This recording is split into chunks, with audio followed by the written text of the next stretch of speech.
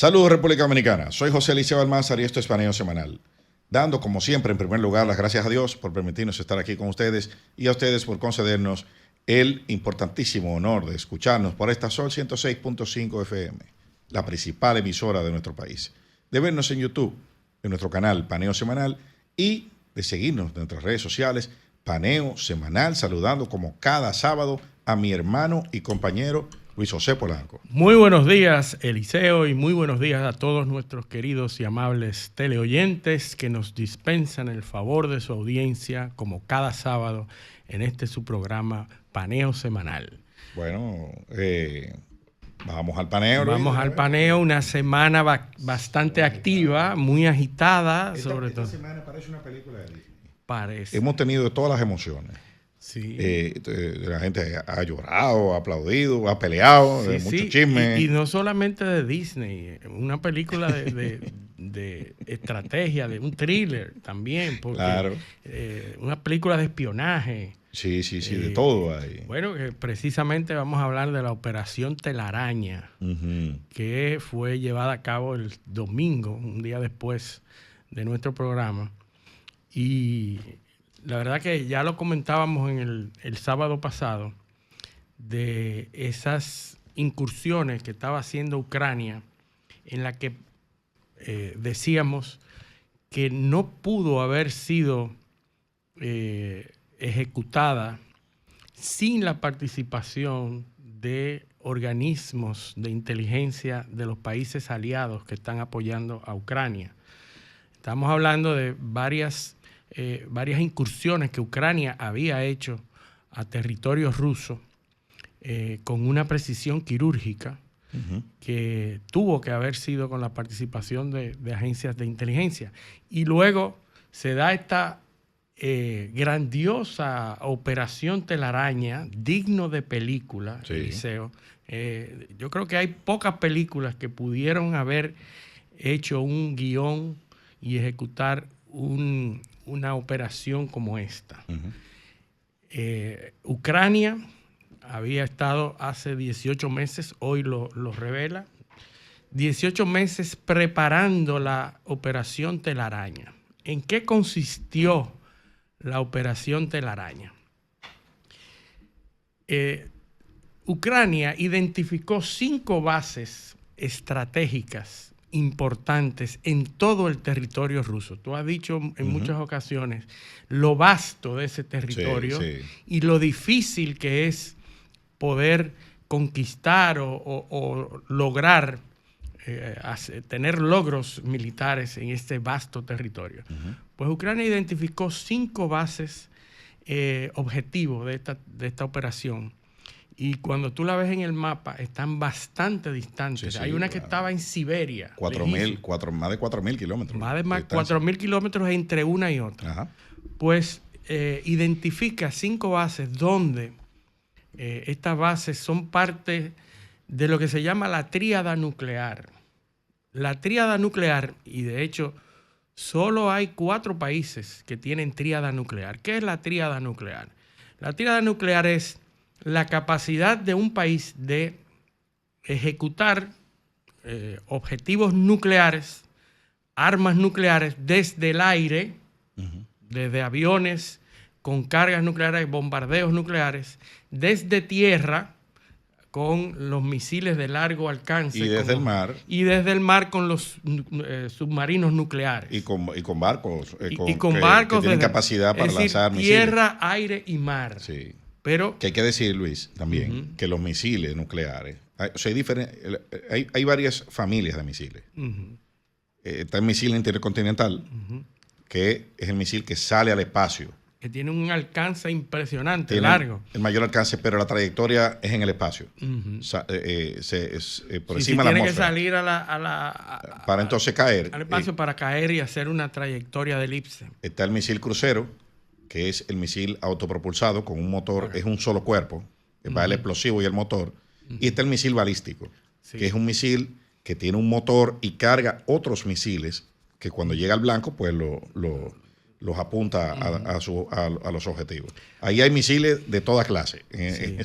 Y lo que decía, hay pocos países que tienen esta tríada, que tienen la capacidad, porque hay muchos países que tienen ya armamentos nucleares, pero es en una u otra de estas capacidades aéreas o terrestres o de mar.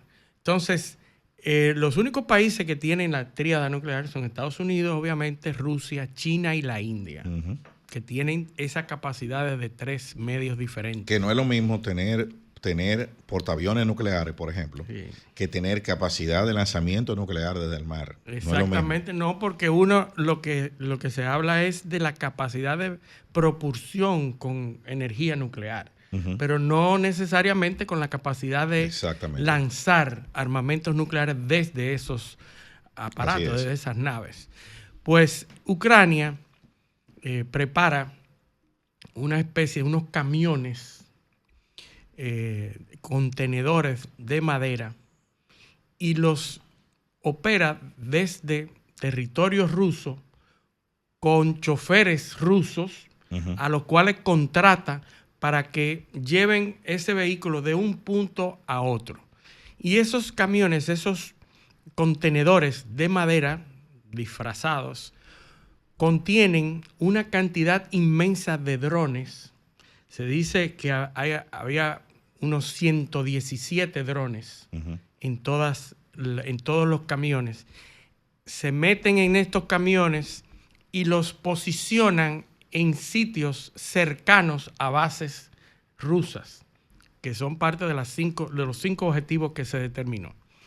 Los posiciona ahí y entonces el personal es evacuado de Rusia y posteriormente se activan remotamente esos camiones, abren la cobertura y drones de poca capacidad, no, de bastante baratos, unos drones que oscilan su precio entre 500 y $1,000, preparados previamente con cargas explosivas.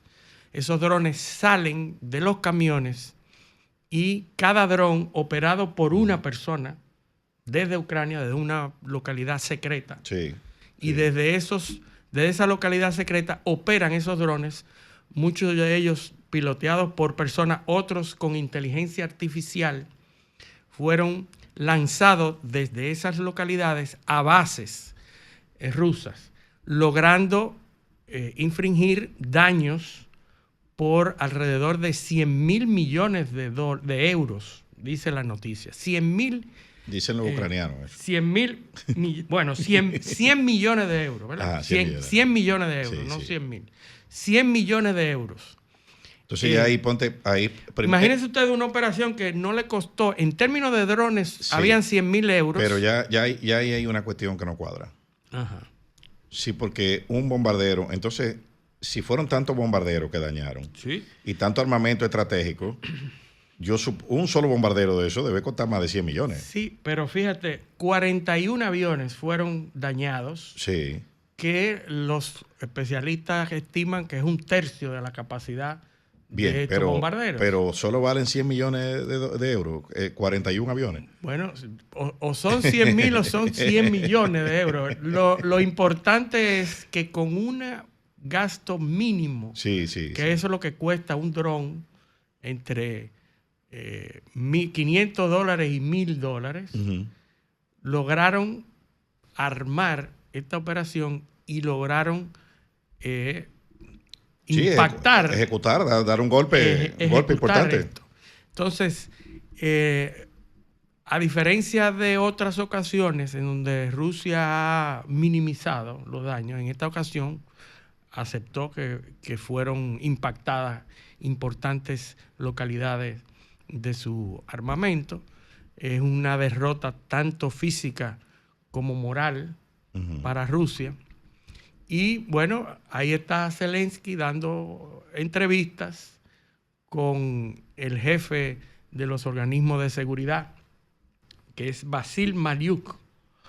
Vasil Maliuk es el jefe de inteligencia de Ucrania, que hay que decir que es un logro militar importante, sobre todo moral, ¿verdad? Yo creo que por ahí es que va más la cosa. Sí, moral y publicitario. Exacto, es un logro comunicacional. Comunicacional. Porque realmente la versión de los rusos es que ellos eliminaron a los comandos que se infiltraron.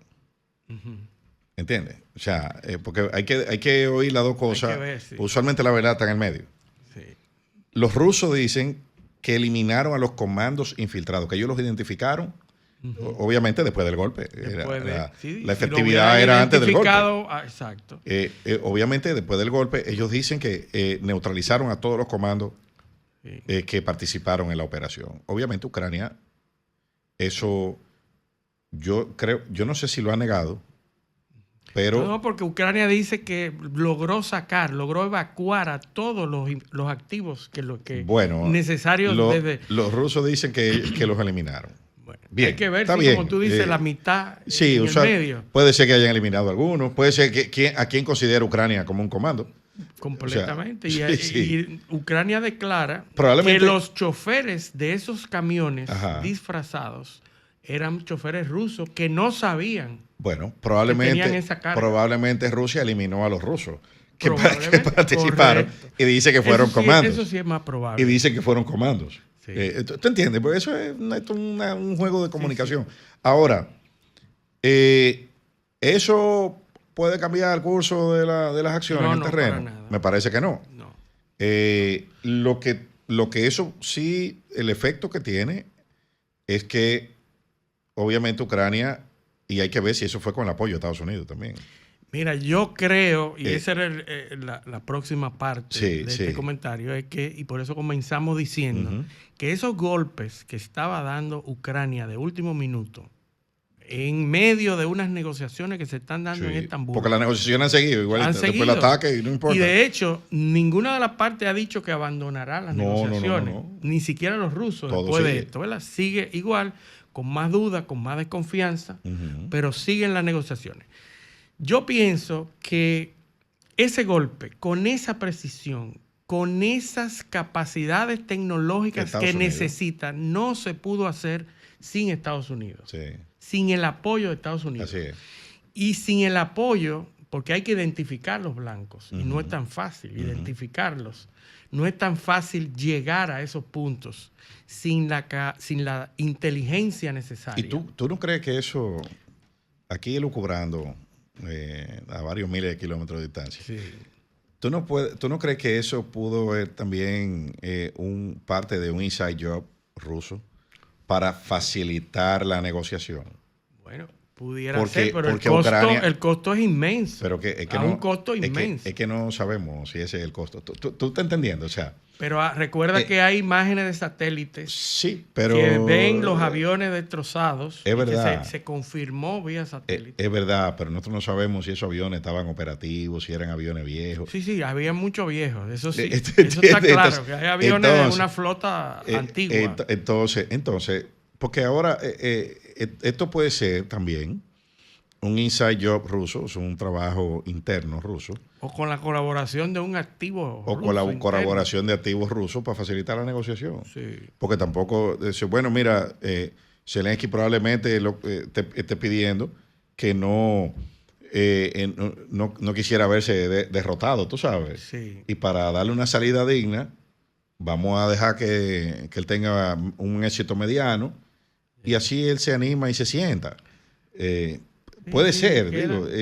Todo es posible. Aquí todo es posible, no podemos descartar nada. Y ha sucedido, y ha pasado casos como ese. Lo que los expertos señalan es que esa guerra va a quedar tablas, va a quedar empate.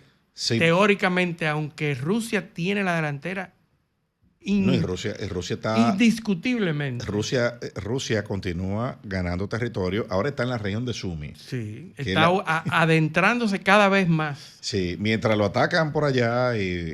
Porque también una cosa, en Moscú, o sea, la prensa rusa lo que ha reseñado, obviamente como una táctica de comunicación, es el sabotaje, porque no solo fueron bases también hubo trenes que fueron saboteados, sí, pero no fue parte de la operación Telaraña, sino otras incursiones en Kursk y en ciudades más cercanas a Ucrania. Los rusos le han dado difusión a los trenes porque murieron civiles. Y han hablado más de esas, de trenes y puentes. Sí. Trenes y puentes. Le han señalado y denunciado esas prácticas como terroristas. Claro. Porque son estructuras civiles en donde... La indignación de eso. Claro. Del pueblo de los rusos, la que se está manejando en la prensa, es porque le atacaron infraestructura civil. Correcto. Entonces, obviamente, tú tienes que maximizar lo que te conviene a nivel en términos comunicacionales. Y eso llama la atención porque eso es una práctica ilegal dentro de la guerra que es pero los rusos señalable. A raíz de eso, no como respuesta a la operación Telaraña, sino a raíz de esos bombardeos de trenes y vías ferroviarias, Rusia acaba de responder con un bombardeo inmenso, masivo que no a Kiev. Que tampoco es el más grande de la guerra. Que no es el más grande de la guerra, eso es así. No ha sido el más grande, pero significativo. Sí. Porque también hay que dar un golpe de efecto en la población y en la moral rusa. Que hay que decir que, y lo hemos señalado muchas veces, la población rusa está estructural y culturalmente acostumbrada a ese estadio en que Rusia se encuentra ahora mismo. El estadio de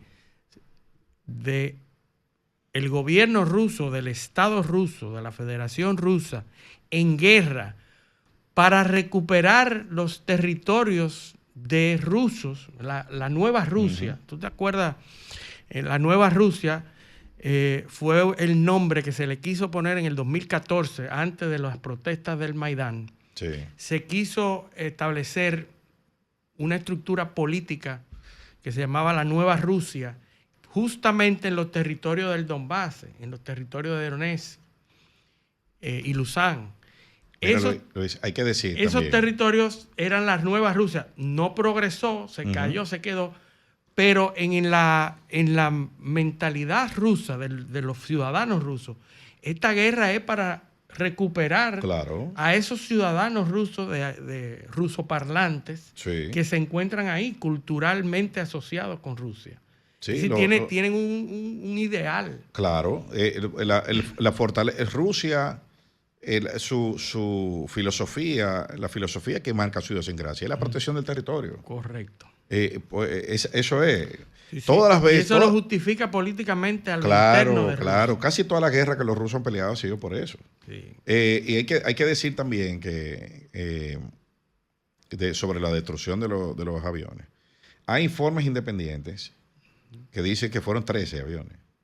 Bueno. Lo que destruyeron. Sí, Ucrania dice 41. Sí, pero hay informes de verificaciones independientes, están publicados en Infobae, en otros medios, que dice que fueron 13 aviones. Bueno. Entonces lo que te digo es que aquí hay juego de todos lados. Y porque la guerra ahora se ocurre en el terreno y en las redes. Claro. Y en los medios. La OTAN tiene un comando de comunicación estratégica, que es donde se fabrican las noticias para parte de la estrategia, para combatir al enemigo. Para combatir. Y que siguen, la OTAN sigue en su campaña de armar a los países de la OTAN, ¿verdad? Aumentar el presupuesto y el gasto de guerra. Sí, y no solo eso, que hay un tema que nosotros debemos tratarlo, no lo tenemos pautado para hoy, pero creo que debe ser un ejercicio para algún próximo programa, el sábado que viene quizás.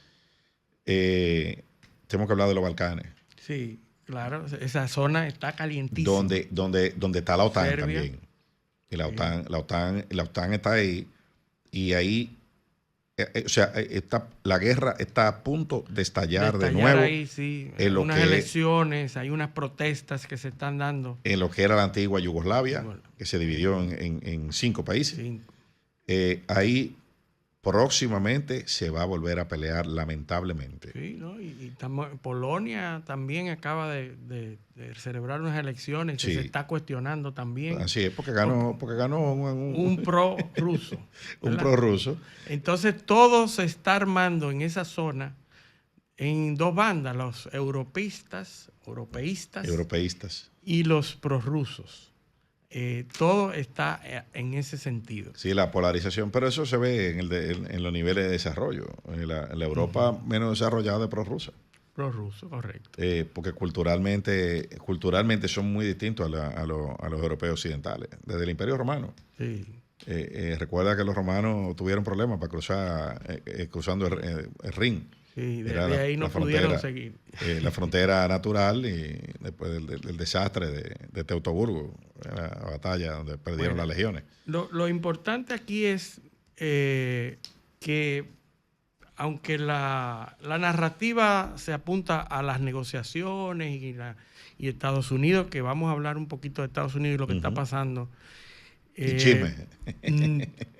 Los organismos de seguridad y de inteligencia de Estados Unidos no necesariamente están respondiendo 100% al presidente Trump. No. Trump tiene una crisis de gobernabilidad. Tiene un problema interno y eso lo vamos a ver y parte de lo que está pasando se debe a eso. Y lo que yo creo de esa participación de los organismos de inteligencia en este golpe de la operación Telaraña es inminente. Uh-huh. Sobre todo, se le da el crédito a la SBU, que es el organismo de inteligencia de seguridad de Ucrania, uh-huh, que los expertos dicen que tiene muchos más miembros que el Mossad, que la CIA, que el MI5 y que la KGB, que ahora se llama debe ser el principal empleador de Ucrania ahora mismo. Debe ser, porque imagínate, con esa crisis de activos que tiene. Claro.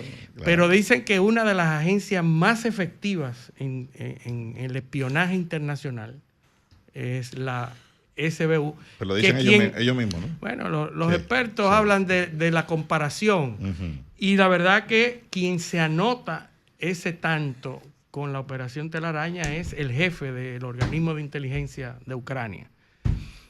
Y con respecto a esto, hay una noticia que la vimos hace un par de semanas, que Andriy Portnov fue asesinado en Madrid. Andriy Portnov. ¿Quién era Andriy Portnov? Un asesor de Yanukovych, de Víctor Yanukovych. Presidente. El presidente de Ucrania que provocó a quienes le dieron un golpe de Estado. El golpe de Estado en la revolución en la revolución del Euromaidán. Sí, que la CIA le dio un golpe de Estado. La CIA provocó eso y patrocinó, y eso ya está establecido. Donde estaba Hunter Biden. Donde estaba y con quienes estaban la haciendo. La computadora y lo demás por ahí, en esa época. Y los encuentros de Hillary Clinton con el reset, el botón de reset. Uh-huh. Todo eso. Esas protestas terminan con la destitución de Yanukovych, y el asesor principal tuvo que huir, ¿verdad? Huyó, se fue a Rusia, casualidad, ¿verdad? Sí. Se va a Rusia, después llega a Austria y después termina en el 2022 en España, huyendo, ¿verdad? Logró la ciudadanía rusa, se fue con unos millones y se estableció en España, que lo acogió, ¿verdad? Bueno, hace 2 semanas... Si tú llegas con dinero es más fácil que te reciban. Hace 2 semanas que mientras estaban en Madrid, llevando a las niñas a uno de los colegios más prestigiosos y más caros, dice la prensa que para estar en ese colegio tiene que tener muchísimo dinero en Madrid. ¿Él tenía? Ahí en la puerta del colegio lo asesinan.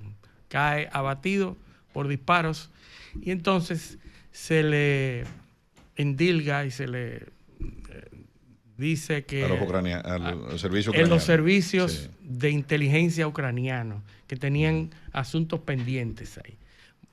Los ucranianos responden y dicen que no, que fueron los rusos, porque se eso me huele más a Estados Unidos.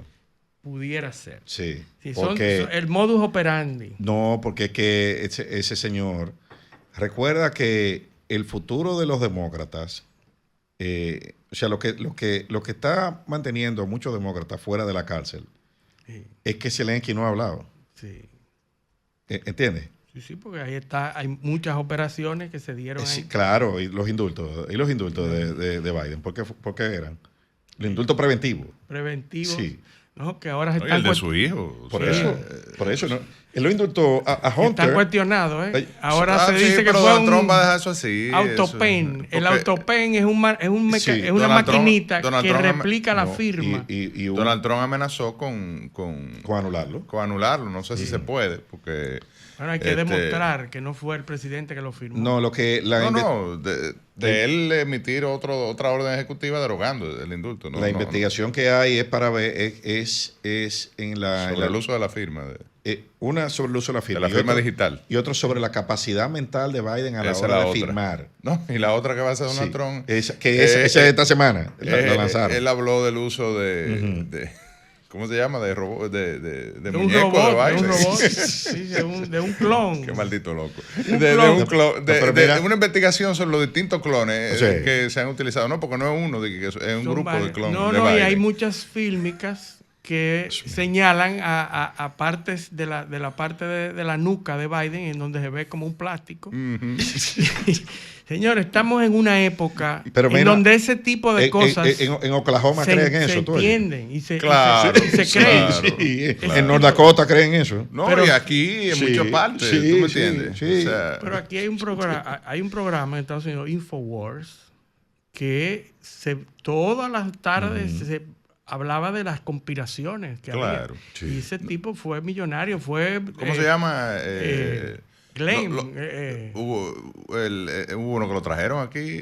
No, ese no fue el mismo. No, ese no fue. Glenn eso- Beck. el que Roger Stone fue el que trajeron aquí. Que Pero también es un conspirador. Sí, y Steve Bannon también. Exacto. Steve Bannon también. Y lo sigue diciendo. Sí, no. un conspiranoide. Pero tú no viste conspiranoide. que Steve Bannon dijo, hay que deportar a Elon Musk.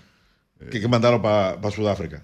Sí. Y que hay que quitarle toda la empresa y mandarlo. Alex Jones es el de Infowars, que se pasaba todo el tiempo hablando de conspiraciones, muchas de ellas cercanas a la verdad, muchas de No, porque ellas tiene que tener algún tiene que elemento, tener algún tipo de claro. credibilidad. Sí. Pero Esa es la fue- mejor mentira, que tiene un poquito de verdad. un poquito. Alex Jones fue demandado por sumas millonarias porque negó los acontecimientos en la playa de New Jersey, de la matanza en New Jersey. Y le dio un duro golpe económico a Alex Jones. No. Pero esta época predomina este tipo de contenido. No, y tenemos que irnos a la primera pausa, pero cuando volvamos vamos a hablar de la novelita De Elon Musk y Donald Trump. No, porque es que son más de Reality. una novela. Sí, no. La de Merz, el canciller alemán, y Trump en la oficina oval. Sí, pero lo fue a No, visitar. y la del presidente de Sudáfrica, esa es buena. Sí, Sí, que le también. puso un Sí. video de... No, y que se mete- No, es que hay una sociedad, hay una cosa. Sí, que metió el dedo en la nariz y se Y lo sacó, pegó en la silla, y lo ¿ves? pegó en la silla. de verdad. Sí, Yo sí, no una vi eso. cosa tremenda. Sí, eso está después de la... Pero Eliseo eso lo va a poder explicarme. Eso después, Esa parte. después de que el ex primer ministro de Haití bebió agua del jarrón en la ONU. En la ONU. Sí. Bueno, ese contenido, Eliseo. Increíble, Contenido. para hacerse virales. Pero bueno, vamos a la pausa. Esto es Paneo Semanal, no le cambien. Paneo, paneo.